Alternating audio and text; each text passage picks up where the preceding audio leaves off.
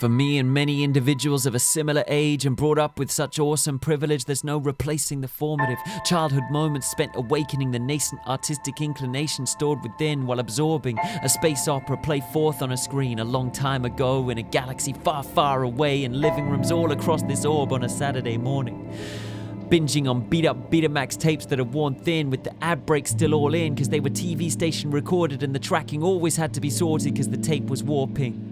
But none of these factors could in any way prevent you getting drawn in at hyperspeed by the tractor beam of the undeniable creative force of a series of scripts depicting the myths and heroism of rebellion, the camaraderie of adventure, the discipline and weaponry of an ancient order.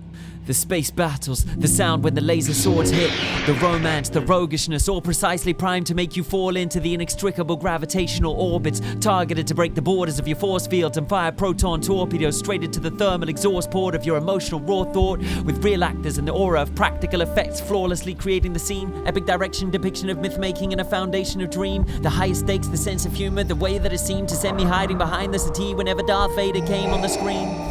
How my cheer would resound at the astounding victories. How whether I like it or not, those films revolve in soundless traces through my entire life, writing and typing, flying and fighting in its boundless pages. And later on, when I found out about a hero with 1,000 faces, I was grateful that such material had affected George Lucas. But in this odd future when the prequels were produced, it seemed all fruitless. All effects, including the script, seemingly generated with no love like clone troopers. I wanted to whisper to George to switch off all computers and use the Force, Lucas. And to step away from the pit of your hubris.